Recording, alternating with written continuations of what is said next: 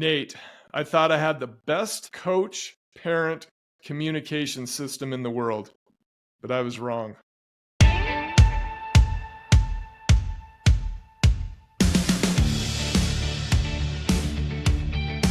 Steve. I never thought I'd hear the day that you would utter that statement. What? That I was wrong? Well, that one for sure. But you, I say especially I'm wrong about all the time.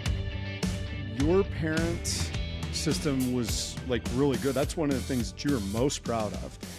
Like I remember when we were together, that was one of the things that you felt really good about. You put a lot of time and effort and energy into developing that and executing that. And it was great. Like there was a lot of good things that came out of that. Yeah, well, What is it that prompts you to make this statement? I call it my system, but it really was, I was just following in the footsteps of some really, really good coaches and kind of molded it and adapted it into my own. But I know a guy, when I heard about what he does, I almost was crazy enough to jump back into coaching. Just to try it. Yeah, just to try it. It's like I sat around forever trying to figure out the best way to communicate with my parents, the best way to set up this relationship. I never thought of this. Well, I'm absolutely fascinated to hear more about this. Well, he's right here. This is Chad Sims, head coach at Davis High School. Chad, tell us what you do with your parents. I mean, I'm still blown away by this. He's not. Well, thanks. This is just business as usual for him, but this is incredible what he does. Just know that I've made, every mistake possible in dealing with parents, and so I've come up with a plan that's worked for me. So I appreciate you having me here today and be able to talk to you guys about this. But about 7 or 8 years ago, we just decided, I had heard different philosophies from different coaches. I talked to many coaches over the years about how to communicate with parents and how they handle cuts and how they handle expectations. And we decided, instead of talking to the kids and the parents maybe that we cut, we're going to talk to the parents and the kids that we're going to keep. And so that's one way we communicate. As soon as we make our team, we pull in our kids individually, and then we also pull in their parents at the end of the season, well, before the season and at the end of the season. So we all have the same expectations and where we want to go moving forward. And that's what kind of started the conversation that Steve and I had a year ago or so. Mm-hmm. No, when did you fully implement this? Like, how long has it been since you've?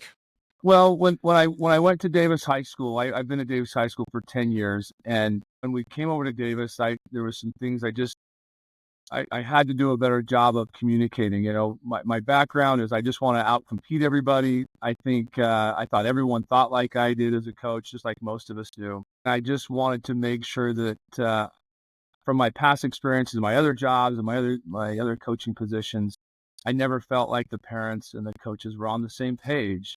And it takes time. You have to take time out of your day. You have to schedule it. When we meet with every parent, it's not a situation where I open the door for them and we complain about everything. We're just talking about what the expectations are moving forward through the season. What expectations do we have for their boy with positions and defense and offensive philosophy? And then we meet again at the end of the season as well as we head into the off season. Do you have a list that you go through? We have a list. Yeah, there's a list of questions that we pull through. I don't stick to lists very well. I like to go on feel. So one list may pertain to one player directly, whereas it may not pertain to the next parent or player. And so I'll go off script a lot, understanding what we're trying to do as a team and what we want from each individual as part of that team directs my conversation with those parents and players. So Nate, before you hit him with your next question, I have so many questions now. Lots of coaches meet with their players at the beginning of the season, end of the season, and meet with parents, but do this all separately. If there's a parent meeting, I would have a parent meeting after the players made the team. I would have individual meetings with the players before the season, often during the season for sure, and then at the end of the season. I've never heard of a coach that sits down with the parents and the player at the beginning and end of a season. So I'm interested in knowing, we're going to get more into how this helps your parents, how it helps your players. and also any coaches listening out there, that why you should do this. I mean, I think we're going to answer all those questions, but I want to talk a little bit about Chad. He's going to love this because he loves to talk about himself, and he loves to be talked about. I know he doesn't. He's cringing already, but Chad is a good friend of mine, and we met many years ago when we were both young coaches. I was a little bit ahead of him in years, and we were both at schools where, I think this is fair to say, no, I don't want to disparage our players from those Weber High and West Jordan High days, but I remember we weren't just loaded with talent. I think both of us we maybe had one or two guys on our team that could score consistently. And so our teams were built around feistiness. You mentioned it earlier, just trying to outcompete people, play really hard, play defense. I think you guys cheated a lot on defense when you played my teams. I think, our guys were always really sore after the games, and we used up most of our first aid supplies we used up, when we played your team. But anyway, I've enjoyed our friendship. So here's a little bit about Chad. He's in this is your 10th year, or are you going into your 11th year at Davis? Going into my 11th year at Davis, yeah. Okay, so 11th year at Davis, is 21st year as a high school head coach. He's been married to his wife for 26 years now, going on 26, which is amazing. Yeah. Whenever you have a woman who will stay married to a high school coach for that long, you know that she is an amazing wife, amazing mother. He has 5 kids, and I will note that you've coached your boys, haven't you? Yeah, I've coached 3 of them. I have a daughter right now that's in high school, and then I have one more son coming up. He's in junior high. Right. Okay. Coach Sims graduated from Clearfield High School. We're talking Utah for those of you outside of Utah. He graduated in 93. He was part of a state championship football team and a 3rd place basketball team. He attended Snow College. Out of high school, he finished his education at Weber State, and has a master's from Grand Canyon University, Phoenix, Arizona. Correct? Is that correct? Correct. Yeah. Correct. They have purple too. I like they made quite a run in the NCAA tournament. You got a great basketball program. Yeah. He began coaching at Clearfield, then went to Weber for 7 years. He's been at Davis. He's been assistant to one of the greatest coaches in Utah high school basketball history, Mr. Jay Welk. And you were also the head coach at Northridge for 3 years? 3 years. 3 years. Yep. Well, since he's been at Davis, he's won a bunch of region championships, and he won his state championship in 2021. And I think it's probably fair to say he really should win the state championship this year. If he doesn't win the state championship this year, we might want to look to make a change over there at Davis High. Steve just wanted to invite you on here to put a little pressure on you. Thanks, Steve. Appreciate that. Yeah. I'm feeling a lot of pressure. The season's about to start. Man, I'm really feeling a lot of pressure, feeling a lot of heat this year. So. Well, I told my wife, it seems like you reach out about every November. It's like, basketball season. Steve Galley reached out. Your teams are fun to watch. You're fun to watch. And they're always well coached. Nate, take it away. I know you got a question about this parent communication system. Well, I wanted to start with a question that's a little outside of that, just because I think you've got some great insight on this question. This is the Stop Parenting, Start Coaching podcast. So our goal is to help parents do the best that they can to help facilitate their young men, young women, and their growth and development. What advice do you think would help parents best support their players as they're going into these competitive situations with the pressure, kind of like Steve was talking about, with the pressure that goes along with it? That's a great question. I'm a parent, but I've coached most of my kids. There's one thing that my advice with parents is that, you have an opinion, you raise these kids up, and then you're handing them over in high school. And we all have concerns, and different coaches have different philosophies, whether it's an open door policy, closed door policy. But when you make the decision to reach out to a coach, once your son or daughter is part of a team, that could never be taken back. So figure out what the coach's philosophy is as far as, open door, closed door, whatever it is, and just know as a parent, once you've gathered information and you want to communicate with the coach, good, bad, ugly, or whatever, once you hit send on the email or once you agree to meet with the coach, you can't take that back. And that's something you got to keep in mind. And your system that you use helps parents to figure out this is what it's going to look like for our program, right? 100%. And that's why I do it. When I first started coaching back at Weber High, I didn't know parents had an opinion because of the home I was raised in. My mom and dad never asked. And so I thought, wow, I became a coach and I have all these parents that have questions or they misunderstand a message that I'm trying to get across. And I started to realize, wow, I'm not connecting the dots. Not everyone thinks like me. They're a parent, I'm a coach. We may have different, expectations. And so I kind of ended that opportunity that I had at Weber High School by just realizing, okay, if this is going to continue, like there's got to be a connection. What is my philosophy? I remember telling parents, hey, closed doors. This is our team. We're all here to win. And that's just how I was brought up. And I quickly realized that's not the world we live in. And so as I progressed through my coaching years, I reached out to the coaches and tried to figure out what they did. I adopted a concrete philosophy that I have a lot of confidence in. And I think as coaches, you have to have confidence in what your philosophy is, what you're willing to share with parents. It's not a discussion of what you think's best for the team, but I want you to know what our expectations are for your son or daughter within our program. And so I learned the hard way, but I think we all do. And understanding that philosophy and parents being able to manage through that can help those parents.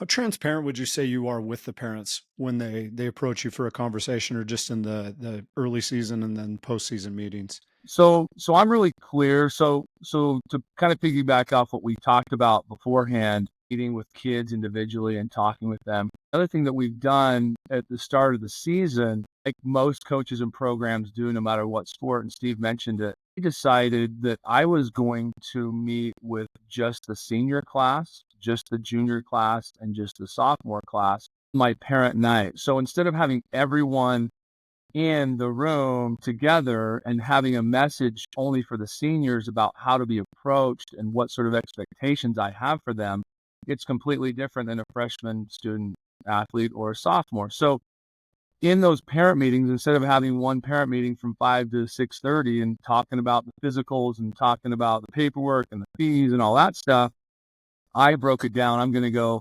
40 to 45 minutes with each class. And each year is different. Sometimes I'll combine the juniors and senior class or whatever based on what I think is best for the team.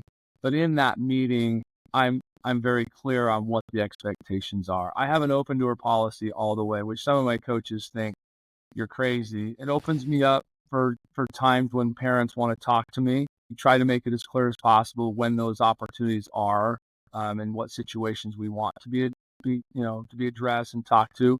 It doesn't solve all of our problems. We have problems just like everybody else with communication, but that seems to allow the parents to be invested in what we're trying to do. And we can agree to disagree. But in those conversations, I tell our parents, hey, you may not like what I have to say, but as collective responsibility that I have to represent our school and our community the right way, this is what we're going to do and our expectations for you as a parent and your student athlete. When do you prefer parents communicate with you? So I make myself available, probably too available.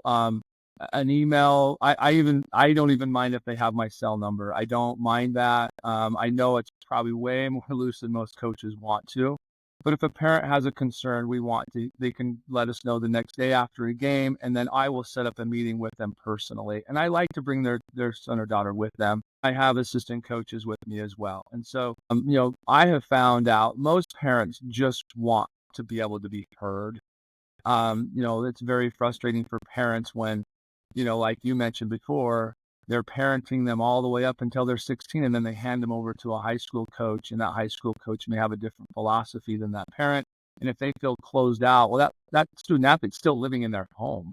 They're still paying for them to be to live, and now you're asking them to stay out of their life as far as decision making with athletics, and that's a tough place to be. I'm not saying what I do solves all those problems, but at least it gives a forum to those parents where they can be empowered to help the process of where our team wants to go. Well, Chad, There's a saying that I love. Go ahead, Steve. I was just going to say on the open door policy, I had a coach tell me, we may have mentioned this in a previous episode, Nate, but I was always told that if you have an open door policy, that same door is going to hit you on the butt as they send you out. But there's a real key differentiating fundamental here that Chad's talking about, that, okay, he has an open door policy, but there are some real clear expectations about how to contact him. So I could see that if they really know where you're coming from and you have this individual meeting with them and you're laying this all out in front, then it probably doesn't bother you that they have your cell phone number.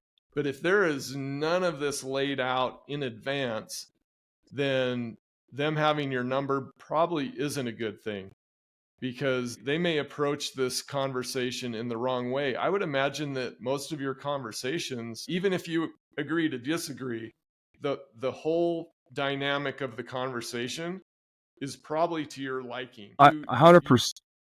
Yeah.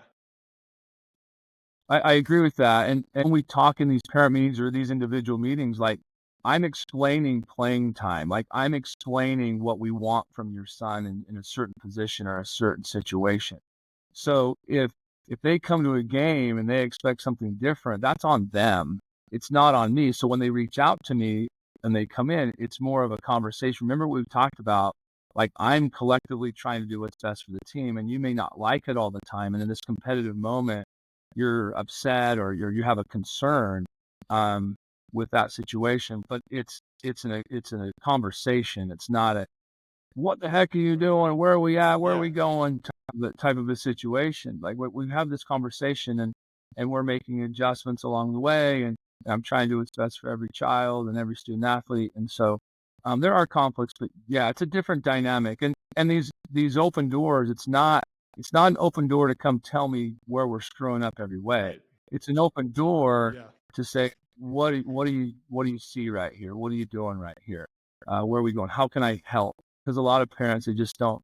They need to reinforce what we're telling them in practice. I remember Coach Dave Rose gave a coaching conference, and he says our hardest practices are on Mondays because they went home on Saturday and Sunday, and now I got to get going. But we're not going to escape that, We're not, and that's okay. If you're going to keep coaching in today's age, you have to have some sort of communication with the parents. I don't believe you can shut them out completely to reach the potential, because the kids get stuck. They try to listen to their parents and their support, and their parents are just trying to help them. And so if we get them on the same page, then maybe the same dialogue at home over the weekend, the same one we want them to hear.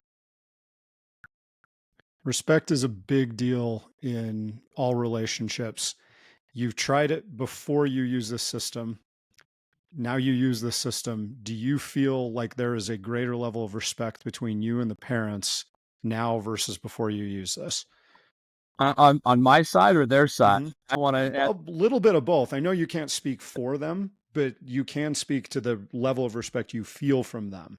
Well, and I think the truth, right? It's not who's right, it's what's right. And so so when we're having these conversations, there's a lot of kids that I have conversations after the season about what it's going to look like in the summer and what it's going to look like next season. So, by the time a student athlete's a junior or going into their junior year or going into their senior year, this is the expectation we have for you in the off season.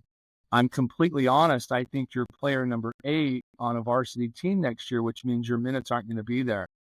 And so that honesty that I give that parent, because the parent's in there as well, and the player in these individual meetings, I'm being honest. And I say, look, in the summer, I'm going to play it like it's the season.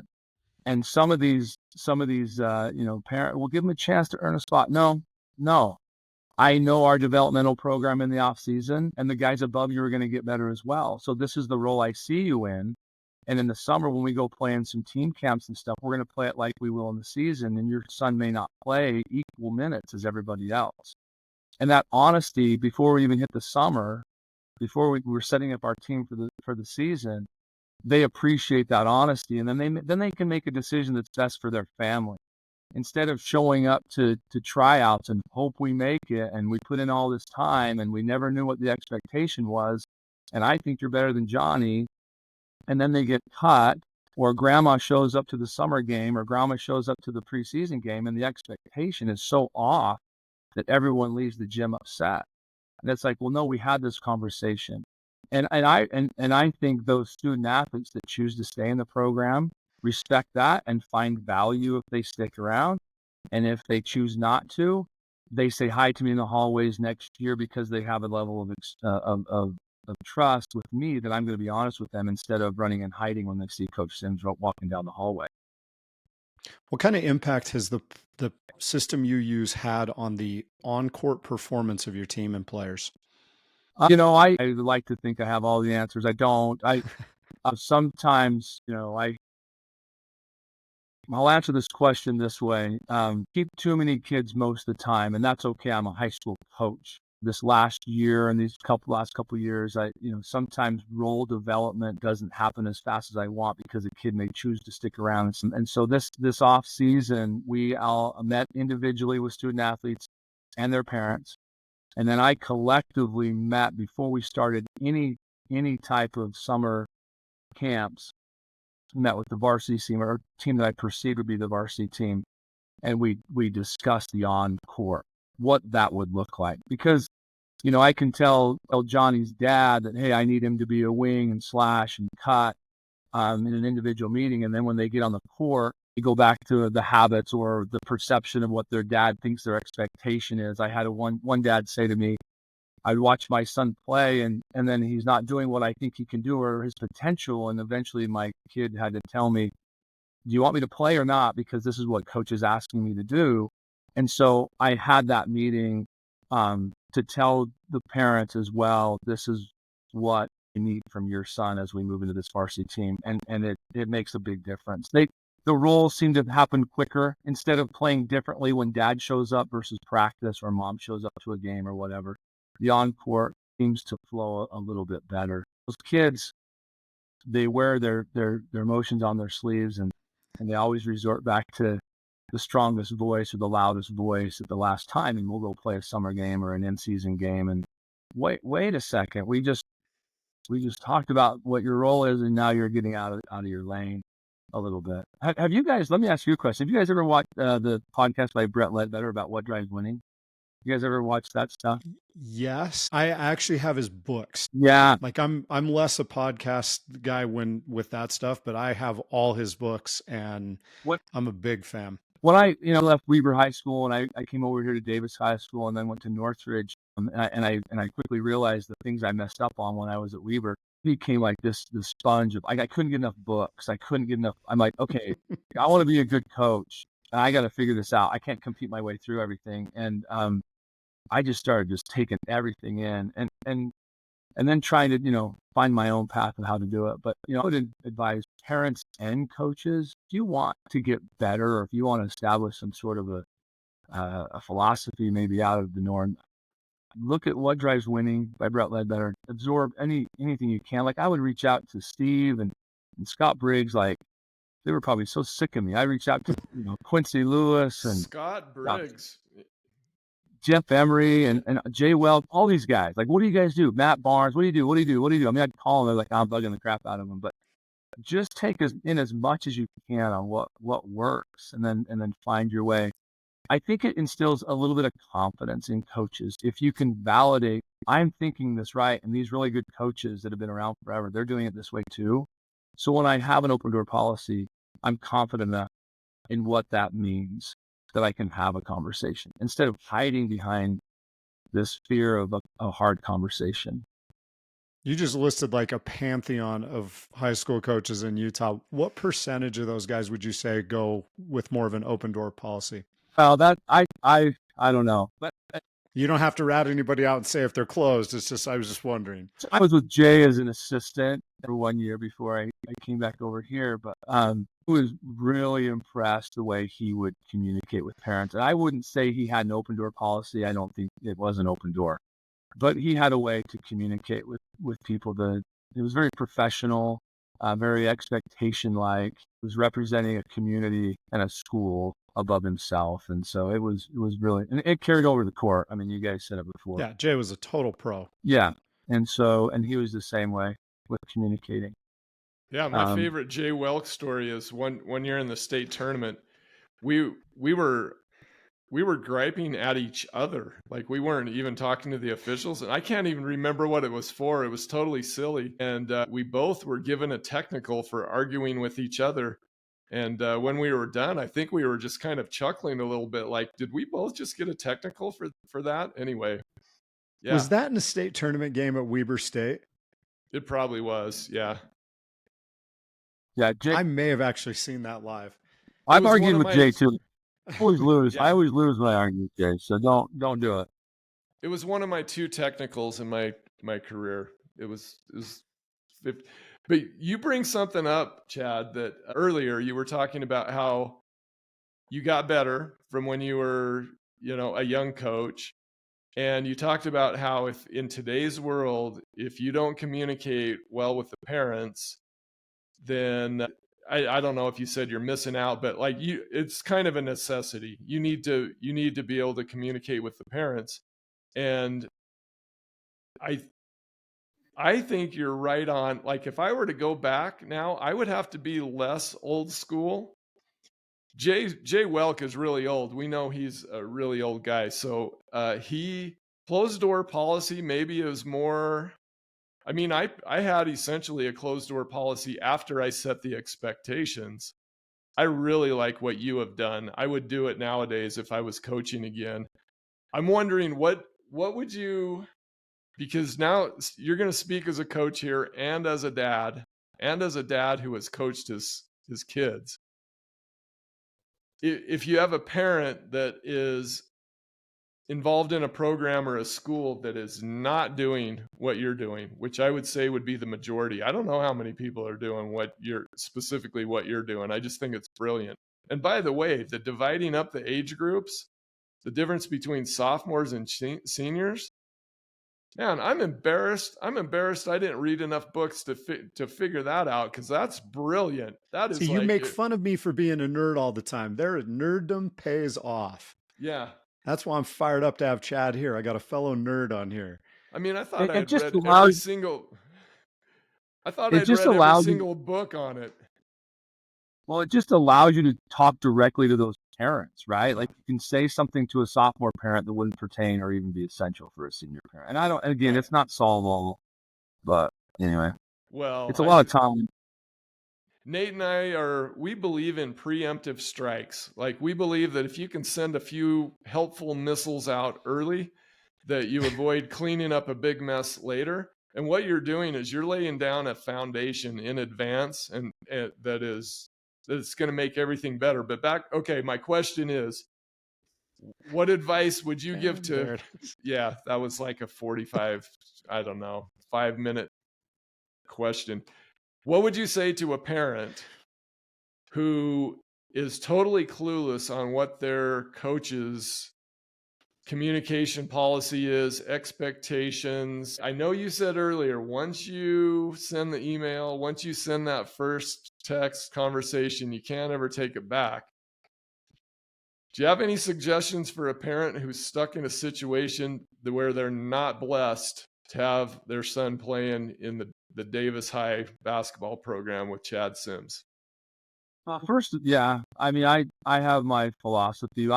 First of all, you gotta go through your student athlete. I mean, if you're a parent and there's concerns and questions, then you need to work with your student athlete. I mean, that's a given. Hey, son, have you sat down with the coach and discussed the expectations? And the question is not, hey, how do I get more playing time? How do I get more shots? That's not the question. Hey, coach, what position am I on our team? Am I a 1-2? Like, for example, for us, we have 1, 2, 3, or 4, or 5, and we have specific roles toward that specific player. That would be a specific question for a coach that a coach could give you some real feedback. Don't let the coach say, yeah, just play harder, or that your role is just to be there. Well, that's not good enough. As a player, go in with a question that says, coach, what do you need me to do? Okay, great. This is the feedback you got. And more times than not, the kid may not be a great on-ball defender, or a great passer, or whatever. If it goes beyond that, and the parent understands what the role is and what the coach's response to the player is, it is not out of question for a parent to reach out to a coach and say, coach, I want to be up front. Don't start the conversation with, I'm not that parent. Yes, you are. It's okay. It's okay. It's okay. It's okay. I love that. Walk into the coach's meeting and just say, coach, I'm trying to help my son reach his potential in your program. Can you give me some specifics on what position it is, what role it is, what sort of conversations can I have on the weekend with him to reemphasize what you're doing in practice? That's appropriate. And as a coach, if I had every parent come to me and say that, I would love that, because then I know on the weekends, at least the conversation, they may disagree with me, but at least the conversation's been had. And then that gives the chance for that kid to hear the same message over the weekend. Now, when the kid comes back on Monday, these kids wear their emotions on their sleeve. You'll be able to tell from the kid's performance what the parent said. But at least that parent is asking, and I think it's very appropriate. So parents, if you're in a position where, yeah, it's you're having a hard time understanding what the purpose is and what the goal is to help your student athlete, I feel it is very appropriate to have a conversation with that coach under the mindset of, how can I help my son in your program reach his potential? Not playing time, but reaching his potential. That's appropriate. And if it comes across like that, and the coach can be specific, again, not letting the coach just say he needs to play harder. No, that's not enough as a coach. You need to be confident enough in your system and what you're expecting from every kid that you can give them a concrete answer. Is there anything that's off limits that you won't talk about with a parent? I won't talk about playing time, and I won't talk about other players. A lot of parents, if you come in and you want to compare, that's off limits. And I've had that, and I'll quickly say, no, we're not going to talk about that player, because they want to compare, and that's not appropriate for a parent to bring that up. Because if we're going to compare, let's bring in the other parent. And why don't you tell that parent what you think about his son or daughter? And I've said that before to parents. I've said, well, that's not fair, because you're going to make this comment about another player. Well, let's bring them in and you guys can have the conversation. You two actually need to have a conversation. We have this conversation with our kids all the time and in our parent meeting. If it's Davis versus Davis, like, we're not winning that. It has to be Johnny and Johnny against Fremont, or against Layton, or against American Fork. And if we have, parent versus parent on Davis versus Davis, we're not going to win. That's too hard already. And we're going to compare each other. And again, it happens. It happens in our program too. We just try to give ourselves the best chance. And by talking about the elephant in the room, I think gives us a chance. What do you find helps parents accept the role that their student athlete's given within a system or a program? Good question. And I did this, I think I've done it pretty much ever since I've been at Davis. And I'm going to go back to what I said before. Well, if I have a group of, again, sophomores going to be juniors going to be seniors, I'll tell them what their role is. This is how I perceive it. So an example, our senior class, or, my perceived varsity team, I'll tell them, this is where I see you. So when we go play a varsity game in the summer, team camp, whatever, the player that's player number 7, that I perceive as number 7, he plays that role in the team camp in the summer. That parent now either accepts that role and can feel it in June and can embrace it. And then when they come to tryouts, the deal is there's no more deal. And they're going to accept that role as best they can, or they leave. And they just say, no, we don't want it. It's too hard. So my varsity team, by the time we play a varsity game and grandma shows up, that role has already been established in June. A lot of coaches, and I'm not saying that's the best way, but a lot of coaches, hey, the summertime, the time to prove yourself and the equal playing time and all that stuff. With our varsity group, we don't do that. Now with our sophomore group going to be juniors, or if we don't know about a certain group, our freshmen going to be sophomores, we play everyone equal. And that's kind of hard for some parents because they want their kids playing up, or they think their kids should be playing more. And so sometimes with the underclassmen, we tell those parents we don't have to make our decision until November 11th. So we're evaluating the whole summer. But by the time they get to the varsity squad, I'm playing those guys as if it's a varsity game in June. And it's a moving target because some years we have football guys. Yeah. They're not there all the time. And so we tell our squad that, player B who plays football is probably going to be the starting four-man, but in the summertime he's not. And then these parents walk in the game and their boys playing for the football game, they're doing really well. Well, remember, this is how we perceive it going when the season rolls around. This is your role. And we have ongoing conversations with those players, especially the varsity players. We have seniors that would start other places, but on this team, we need you to come off the bench. And we have a continued conversation throughout the whole summer about what that's going to look like. And hopefully that helps those parents make a decision that when we hit the season, that's the expectation. And there's a lot of times that kids just say no, or parents say no, we don't like it. But that solves problems when you get to the season, because then you're not hitting January and just, my kid still isn't playing and he should be. And then you're Davis versus Davis. It doesn't work. What are some? So I hope so. What are some success stories that you have from using this? What are some problems that you've helped solve? Wow, man. It's, when we won, we had a 4-year run where we had a group of 9 seniors that were on our team. We made a state championship game against Fremont. And we had some players, Trevin Linhart, Spencer Vernon. They had nine guys coming through. And we had these ongoing conversations. And this is what it's going to look like. And if you're player number 8 or 9, and we started sophomore that year, and so you're getting 10 players. And all 9 guys would say, no, these are the guys I grew up with. These are the guys I want to play with. These are my buddies. And we had an amazing season. It takes a little bit of the anxiety off. They know what their role is. They know they're best buddies, and they're going to run this season together. They can embrace that culture that they have. It makes it for a fun season. Everyone knows we're all in, all for one, one for all, like we say here at Davis High School. Those are some success stories that they're gonna run it through. Some of the harder ones, and I see them as successes, but the following year we won the state championship, and we had 8 seniors. We had the same conversations, and only 4 lived it out.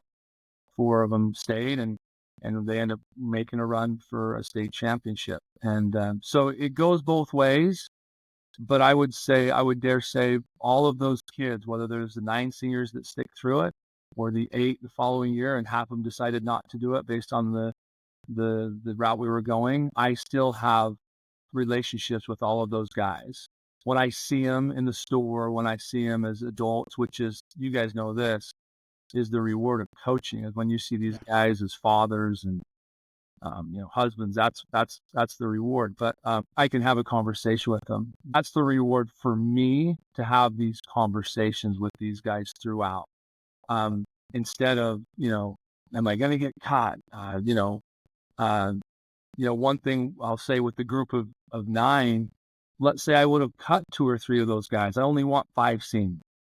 Well, 4 of those guys who really want to be part of the team, and they were accepting of the role that I was going to give them, they had an experience of a lifetime. And if I wouldn't have had those conversations, maybe we would have cut a couple of them, and they would have missed out on that opportunity to graduate from Davis High School and to play in a state championship game and be buddies for the rest of their life. These relationships these guys are going to have will be way longer than basketball. And so for me to have those conversations and know they're all in, it was worth it for me to have those conversations. It was a little bit extra time, a little bit more one-on-one with players. And then again, the following year, half of them leave. Well, I can still have conversations with them in the community if I see them. And it's because we've been honest with each other and we can have hard conversations about the process of high school athletics. That's the benefit to me. Love it. Yeah. That's why we do it, right? Yep. Do any of your kids play other sports or activities? Great question. Wow, that's a good one. So my oldest son played football and basketball. Most of his friends were football guys, and he played football. He was an all-region player, loved it, played basketball as well. My second son played both as a sophomore and then realized, most of my buddies don't play football. I'm going to stick with basketball. My third son has a little bit of a health condition, and so he wasn't able to play football, but he played basketball for me as well. So have you ever run into issues where, like, you have your system, but your kid's playing for another coach? How does that work for you when you're trying to juggle that as a parent? No, and great question, but I follow the same things I just told you. I'm going to hit send. If I have a question, there's no taking that back. And so, being a coach, like the coaches that my sons have played for have all been phenomenal, and they're great, and the decisions they make are the best for the program. And that's one thing with my wife. Steve made a comment about wives, coach's wife. My wife would be, I don't know where I would be without my wife, but she keeps it all in perspective. I mean, I have to have a wife that says, "Hey, it's just basketball," and it's just high school basketball. Let's calm down here. When we go home, we're not basketball players or football players. We're young men, and so my boys are participating in athletics as an avenue to become a husband, a father someday, and be a good human being. And that's how we approach it, is with my kids. Love it. I really love the Davis versus Davis thing. I can't get that out of my head. And I hope some parents are listening to this, because we all like to think as parents that, yeah, we're team first, right? We want our we want our kids to play on winning teams, successful teams. We want them to have a good experience. And I think a great question for parents to ask themselves is, am I helping this team to win, or am I creating an internal conflict here? Am I creating a Davis versus Davis situation? Because I think that is ultimately does a big disservice to the kids, for sure. Teaches them the wrong lesson. But I've got a dad question though, because and both Nate and I have coached our kids, and I know I did it as a high school head coach, and my two sons were very different, and they also played on very different teams. One played on a struggling team, and one played on a team that played in the state championship, and they were both point guards. It was so rewarding to me. Can you tell me about your experience of coaching your sons, and maybe some of the challenges that it presented? Well, I think I've loved every minute of it. But the hardest thing for me is that it's not about me. It's hoping that they still have a high school experience of playing high school sports without their dad. If their dad wasn't there, would they still have the same experience, as if he is there? And that's the kind of balance that I tried to help my kids with. Is I loved every minute of it. It was way harder on them, more difficult for them than it was for me. When I coached them, I tried to be harder on them than everybody else. So it turned into a situation where their teammates are like, "Coach, back off. Like, he's doing great." And I wanted them to earn everything that they got. The thing as a father, coaching your kids, is the number one thing is I wanted them to learn how to be part of a group, part of something bigger than themselves, and buy into that. Their skill level gave them opportunities, and that wasn't hopefully biased. Try not to be that way. I have great assistant coaches that would say, "Hey, you're too hard, or you're too soft on that situation." And so I had great assistant coaches to help me. But the experience to coach my boys was amazing. Sometimes coaches don't like to live in the community that they coach in. I've done both. And as my kids got older, realized I want to live in the community that I coach, because a lot of times the community only sees you as a coach. And I have way more. I'm a father, I'm a husband. I've got, go to church, I'm go to the store and buy groceries. I'm fighting the same fight as everybody else. And when your community can see you as more than just a coach, then sometimes they may understand where you're coming from. Or it may work opposite as well. They may turn the other way and not like you either. But for me, I would rather live in the community that I coach in, and be a part of the whole process as far as coaching my kids and coaching the kids of the community. It's unique in the fact that it's not college, it's not MBA, it's a high school community sport. And why not jump in with both feet? Now, that's just me. That's my opinion. Some people are saying you're crazy. I don't want to see people at the grocery store or whatever. But for me, the opportunity to coach my kids and be part of the community and be part of that whole process was really important to me. And I think that goes to helping you be able to have some conversations with people like, look, I'm trying to do the best I can for Johnny, and I know him, and so forth. So it's worked out really well for me. I have one more left. I don't know how that's going to go. Maybe I'll cut him. Maybe he'll be the first. That's really cool. I mean, there's no way they're teenagers. This podcast would be too boring for them. They're probably not going to listen to this. So which was your favorite son to coach? They're all amazing. I'm not saying what, Man, I knew it. I knew you were going to bail out on that one. I knew it. He looks at them all and says, "You know which one of you is my favorite." My favorite's my daughter. There you go. She's the favorite. She'll be the one that's going to take care of me when I'm old anyway. The boys are going to, they're not going to come back. My daughter's already promised she'll take care of me. Oh, that's She's nice. your only daughter, right? You only have one girl? Yeah, one daughter. Yeah. I'm in the same situation. Like, she's my favorite. And that's I love that answer, because the boys are like, yeah, we knew that anyway. I want to say, can I say one more thing about, and I know I've probably way overdone my time, but one recommendation for we're coaches. Just getting started. We're just starting. One thing that I learned from Eric Thompson when I was at Northridge High School. I don't know if you know Eric. He's a football coach, and he's up at Ogden High right now. Unbelievable. Dad was a coach, but he was. We call it kumbaya moments, and he was awesome. He would create moments to create the mantra, the environment that he wanted. And at times I'm like, Eric, what are you doing? That's not true. Like, he's like, nah, this is what's best for my team. And as a coach, if you can create moments where you can talk about the Davis versus the Davis thing, like, that thing might go farther than the shell drill that you have planned for that day. And for parents, the same thing.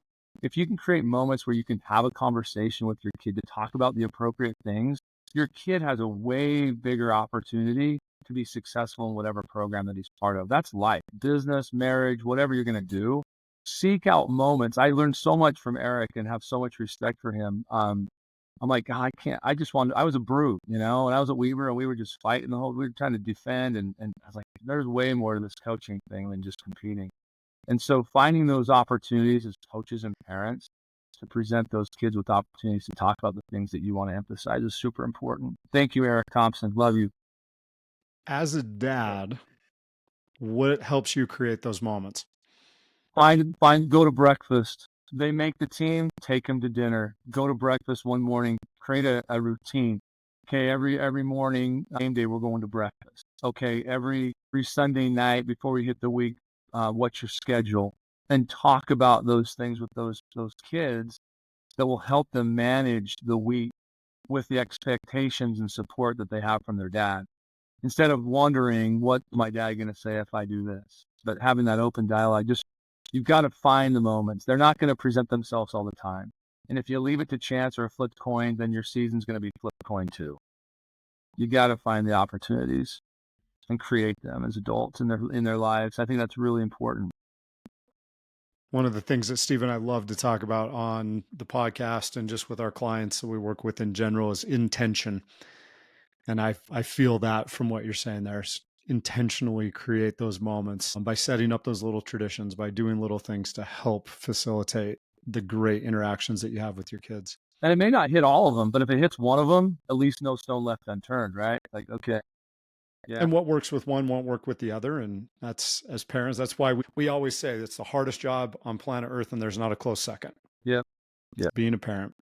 Yeah. Yep. You mentioned something earlier with when you were talking about I still think this is the best parent communication system I have ever heard of. And you talked about the word honesty, and it plays such a big part in your communication with the parents, the players during the season, preseason, postseason. As a dad, is there any other, I kind of just putting you on the spot here, but besides honesty with your kids, if you were to encourage parents to use another quality with their kids, because our podcast is for parents of high school athletes and performers. We're trying to help these kids to have a great experience, and we really focus on the parent-teen relationship. Is there anything else besides honesty and showing up, like creating those moments, that you feel is really important? I'll throw out a couple answers, and if they stick with a parent, great. When you show up to a game, where do you sit? When you show up in the summer, where do you sit? Those are things as coaches and players that we notice. Are you sitting together? Are you sitting away? In your body language, in your dialogue. And I'm not great at it either. My body language is terrible sometimes. But what's the body language during the game?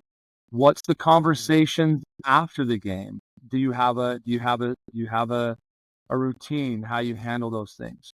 If I walk in a gym and I see a team that's sitting together in the same gear, and I don't have 3 sophomores up in the right-hand corner and 4 over there sitting by their friends and 2 up by their parents, what situation would you rather have? I'm taking the team that's sitting together wearing the same gear. That team's probably going to win, or at least they have an edge. I had an educator once tell me, because I was screwing up every way possible when I was first teaching. They said, if you want someone to take you seriously, you have to take yourself seriously. So if I walk in a gym and I see a parent not taking it as serious, this moment or this team or our performance, it's really hard for a coach to give that parent any sort of return. If I have a parent that's up in the right-hand corner the whole game and yelling the whole game and then wants to meet with me about expectations and roles, well, that conversation is going to be it's going to be a different conversation than a parent that's maybe sitting around the other parents and cheering other people on when there's other success. You have those parents that only cheer when their son's on the floor. Well, that's recognized by everybody. So if you're a parent and you want to make a difference, take yourself seriously. And I say this in my parent meeting. I don't expect you to be best friends with that guy. You don't have to go out to dinner with them or even talk to them. I don't care. But you need to take yourself seriously in the fact that we're all moving in the same direction, and what you say and what you do and even where you sit is a big deal. And when I get relaxed on it, I've had parents come to me and say, hey, Coach Sims, what you wear is a big deal. Okay, I'll do better. And their parents sitting with other parents, like I can take them seriously because they're taking this program seriously. So for parents, it's a big deal. It's a big deal. If we're gonna do it, let's do it right. What was that? Say that thing about taking yourself seriously again. If you want people to take you seriously, you have to take yourself seriously. Awesome. I've never heard anybody say that, so I'm attributing that quote to Chad Sims. Well, it was told to me a long time ago, and I remember I don't know, I was probably wearing a hoodie and I probably didn't shave for a couple days, and this the woman teacher, she's like, "Are you the basketball coach?" I'm like, "Yeah." She's like, "Well, you don't look like the basketball coach and an educator. If you want people to take you seriously, take yourself seriously." And I'm like, "Oh my gosh, she is right. I'm the basketball coach. I'm a representative of our community and our school, and I'm showing up with a hoodie to some faculty meeting." And she called me out, and I've never forgot it. Never forgot it. Wow. And I'm not perfect. Trust me. I need to shave more often, and I need to not wear hoodies more often. But Nate and I, one of our favorite sayings is all progress starts with the truth. So she hit you with the truth bomb right there. I know. Nate, you've got to have another great question for Chad Sims. You got any more? Well, you're going to regret saying that, Steve, because the question that's been popping up in my mind about every 5 minutes since he brought it up, Chad, what what are 2 other book recommendations that you would give to a parent in order to help their kids more? Man, so I'm a big Duke fan. I'm a big Coach K fan. Beyond basketball, good. That's a really good one. I got into ones like Words Matter. We've got the 7 Habits of Successful People. Leave that to the business guys. Just there's Relentless is out there. Some of these are really, really good books. But we actually read books. The team we read multiple books a year actually. So we're just finishing. We break our off season into 3 parts. So we have a post season, which is March. We have an off season, which is May, June, July, and then we have a preseason when we come back in September, October before tryouts. And so we're reading a book right now called Extreme Ownership by Jocko. And Jocko. Oh yeah, we're Jocko fans. Has anybody cried yet? Have any of the boys cried yet? Do you get the books? Do you get the books for the team? Yeah, I do. Yep. So I buy them, I give them out, and then we have a basketball class, and then we'll every 2 weeks or so we'll meet for about 30 minutes, and the seniors, it's senior led. So the seniors will lead it, and we'll break down the book and we'll talk about it. It was a couple years ago where I didn't feel like they were giving the book the attention that I think it deserved, and I gave them the speech. Hey, look, I'm not taking you seriously unless you take me seriously. I'm out. Like, you can read the book on your own. It's like, you guys have got to own it, or I'm not doing it. And so the seniors, it was a good moment. That was a moment where you get some leadership, and the seniors took over and they held people accountable. This year we have a really good group of seniors, and they follow up and they run the books, and they do a really good job. There's also a book called Sportlight. That's a really good one for athletes. That's by some local people down at the Spanish Sport guy, Dustin Shad Martin. Yes, and Dustin Smith. Yeah, that's a really good one, because sometimes these high school guys look at these 300-page books and they don't touch them. And so little short Sportlight's a really good one. We also read it's almost like a children's book, but it's about popsicle sticks. You take one popsicle stick, you bust it in half. You take 30 popsicle sticks, you can't break it, type of stuff. So yeah, we read a lot of books as a team. So I'm so happy right now. You're a book guy? Yeah, absolutely. I have tons of respect for you for doing that. And I really appreciate you building that side of your players. Well, I think that, again, if it hits one of them, if it hits 2 of them, and it's talking about some sort of teamwork, and it's like, oh, okay, like, it gives people purpose. Like, I'm not just the 8th guy that comes off the bench. Like, I got purpose. Like, I'm a leader. I'm a senior. I can be part of this. If it works, then I'm willing to do it. Okay, let's put a little pressure. Let's put a little pressure on Chad. Let's say you have a younger player, maybe even somebody that's late middle school, maybe sophomore year. So they're in that developmental stage. Maybe they don't know for sure if they're going to turn into a varsity player, but they will read. They will read. What would you give to that player? I mean, I don't know if you'd give them Jocko right away, extreme ownership. That one might cause a spleen injury, but is there anything that you would say to them? Yeah, to a young kid that's being developed. So our off-season program, we have a format with our junior high systems, and we don't have a bantam league, but we have a developmental advanced camp that we call it. And I really like our developmental program that we have here. I have great assistant coaches that help out. So with those developmental kids, they're not part of our basketball class right now. So they're not part of some of those things that we're doing extreme ownership with the varsity group that we have in the basketball class now before the season starts. What do we tell those types of kids? We present every opportunity and the format for what it takes, or what we think it takes, to be a successful basketball player in the state of Utah and to play at Davis High School. And we just keep them on that train until they last and they push through. And then when they become part of the basketball program, the varsity program, then we expose them to some of those other things. The hardest thing that I would tell young players or even parents is some of them have no idea what it takes to play high-level basketball. They sign their kids up for junior jazz or a bantam league, and then they don't know what to do. So they'll go to a travel team, and then they're playing tons of money. and they don't know where to put their resources out there. We tried to hone in on a developmental program where those kids are given every opportunity to progress as fast as they can. And then when they get to that point where they're part of our program, then we obviously get them involved in some of those other things, and the individual parent meetings and all that stuff. So like our incoming sophomores, if they weren't on the team last year as a freshman, like I haven't had those individual conversations with those kids or parents. This is why we love Chad Sims. Why? Because I've screwed up every way possible. Isn't it funny how it's our mistakes and our failures that actually help us find the success that we wanted originally? Yeah. I learned from a great coach. My dad was super competitive. I wanted to be involved with athletics. I love it.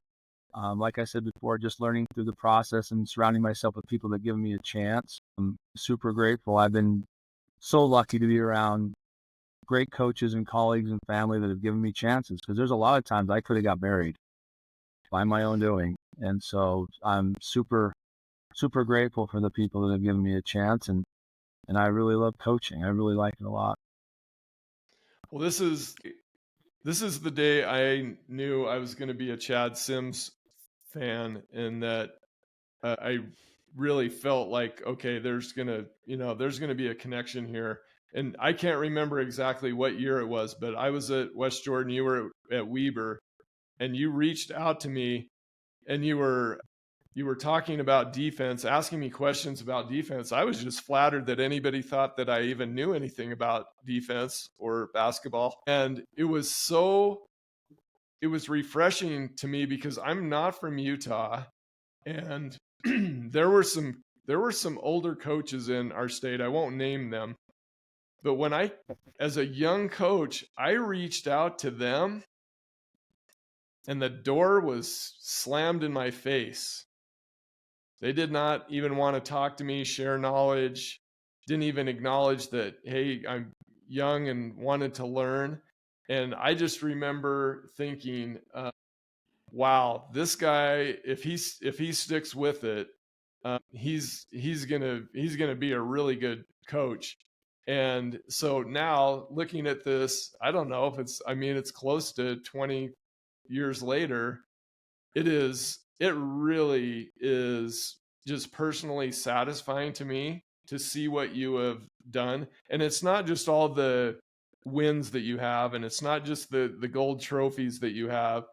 It's when you talk about developing these young men and these players, and that you have a plan in place, and you're trying to bring the parents in, you're trying to make this just a great experience. This is really cool for me to see, Chad. You've earned everything that all that you have achieved. You have earned, and it's really cool to see from another coach's perspective. Well, I appreciate it. Like I said before, I mean, there was so many times when I way overscheduled when I was a Weaver. I'm playing Riverton and West Jordan, all these guys, I'm getting just slammed. And I reached out to the guys who I had a lot of respect for, and the list is really long. And I remember sitting down with Quincy Lewis for a couple hours every year, and Matt Barnes I'd reach out to, and you and Jay and Scott Briggs was a great resource. And I would pick something up from everybody along the way, and I was just trying to add something, and then to get the opportunities that I had, because I was stepping on myself along the way, was really hard. But as I started to figure it out and started bringing all these ideas together, I found the one that worked for me. And then the wins started to come, and then the relationships with the kids and all that stuff. And it wouldn't have happened unless I had a dear wife that let me, and I had administrators along the way that would overlook my shortcomings. There's some people that really stuck their neck out of line for me along the way and given me a chance. And I couldn't be more grateful. And if it means I have to have a parent meeting, then I'll do it 100 times over. I think we need the parents. If we can incorporate the confidence that we can talk to parents with the basketball knowledge that we have, then you can have a program that can win. So I'm just super grateful for everyone, especially you, Steve. You've been a great friend for a long time. Well, if there's anybody out there that's running a coaching clinic of any kind, Chad Sims needs to needs to be there to talk about his parent communication system. And it's is one of the number one challenges for all coaches I know is communicating with parents. And I just think it's incredible what you have created over the years. Nate, you got the last word. Actually, Chad should have the last word if you don't have another Absolutely. question. Yeah. I Well, mean, you kind of, what would speak to the parents out there? You've given them a lot of wisdom. Do you have anything else to finish up with? well, hopefully I've given them just some insight of what it's like to be a coach and some of the decisions that we have to make. But I would tell parents that, there's some really good coaches out there. They do a really good job, and their goal is to help every kid within their program. I advise to parents, it is appropriate to have conversations with coaches. Just know what the dynamic is. You have to know the coach's philosophy on it, and you have to go in with a growth mindset of a, I'm here to help. That is appropriate. And I would say just make sure that when you make that commitment, that you're confident enough that you can go in and take the counsel that the coach is going to give you to try to get on the same page, with the result being to help my student athlete reach their potential. Not about playing time, but solve problems. If parents come in and they want to just kick people out and make changes, that's not appropriate. But if you're there to solve problems and to help a team reach their potential, it's appropriate to have conversations with coaches. Love it. Thanks, Chad. On behalf of Steve Galley, I'm Nate Crandall, and we thank you, our loyal listeners, for tuning in to this episode. If you love what you're learning from the Stop Parenting and Start Coaching podcast, we would appreciate it very much if you would leave us a 5-star review and some glowing comments. We also encourage you to share this episode with your friends and family who are parents of athletes and performers. And if you want to explore further and see what Steve and I are creating to help thousands of parents, athletes, and performers, please visit our company's website at createtransformbecome.com. That's createtransformbecome, all one word, .com. There you will find a growing number of resources to help you elevate your performance. Thank you again for your support, and we encourage you to create a magical relationship with your athlete and performer.